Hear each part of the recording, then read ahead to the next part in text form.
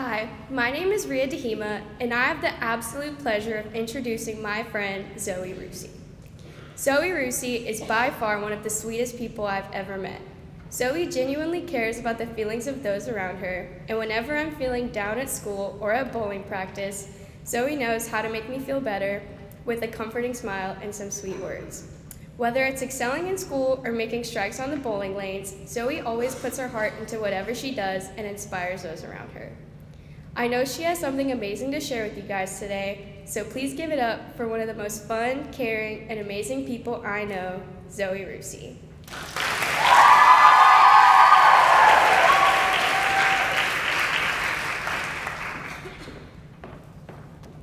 Hi, my name is Zoe Roussey, and I would just like to start off by saying that my name is on the St. Mary's seal. Our school motto is light and life, and Zoe in Greek translates to life. So every time you're wearing the school motto, you're wearing my name. You're welcome. I came to school late on the senior speech sign-up day, and when I found out how soon I had to do this, I started bawling crying in Miss Ray's classroom. Standing in front of the whole school is very scary, and finding something meaningful and important to me and to all of you sitting here is hard. My idea was going to be how there are always unexpected external factors that happen to you, but what matters is how you react. Sound familiar? Yeah, Miss Ray did the speech last week. After that chapel, I proceeded to cry again over my senior speech. So I just want to apologize to everyone in the senior den while I was crying. I'm sorry, I don't usually cry in public. Now to the message part of my speech. I am always right. I know this sounds arrogant, but I actually am right 99% of the time.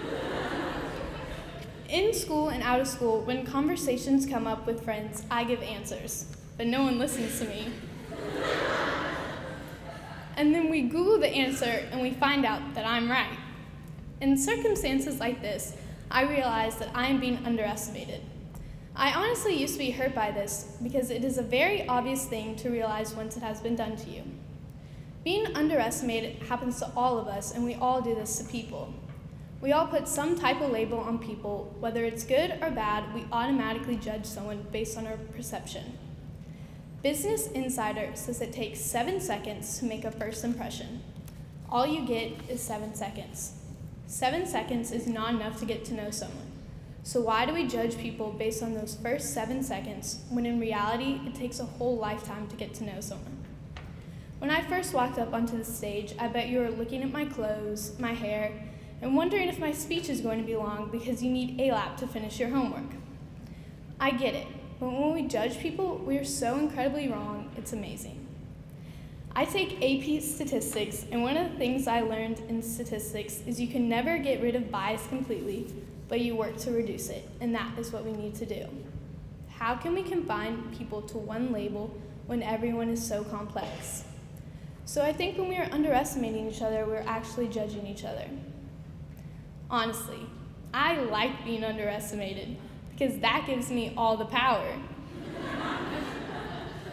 People who underestimate you maybe do it to try to make you feel small, or maybe they just don't understand you. But I have great news for you. Being underestimated is like having a superpower, because you get to surprise people and prove people wrong. There are many times when people have given me surprise looks because people didn't know that I could do all the amazing things I can do. This summer, I went to the British Virgin Islands on a sailing trip through St. Mary's that partnered with MUS. I was the only girl on this trip with 4 other rising junior boys. I'm definitely not salty that all my friends backed out on this trip or anything. But the joke's on them because I have an international cruise certificate. Ha! On the first day, we went snorkeling and we were following around our guide when suddenly he went underwater and disappeared. We couldn't find him for a solid 2 minutes, and we all thought we lost him to the barracudas. Our panic quickly faded when we saw him just chilling out on the other side of the reef. Our guide then proceeded to tell us there was a cave, actually a tunnel, that went under the reef and opened up to the other side. We all stared at each other when he asked who's going to go next. The guy said no, and at that moment, without thinking, I just dove and went through the tunnel. Once I was on the other side, the guys were like, "What? She's a girl. Someone else has to go through besides her." Then they proceeded to figure out who would go after I went, and while they were discussing this dramatic issue, I went through the tunnel again.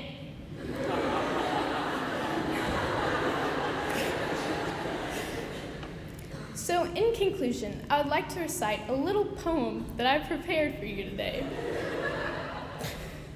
Roses are red and violets are white. I hope you learned that I'm always right. Thank you.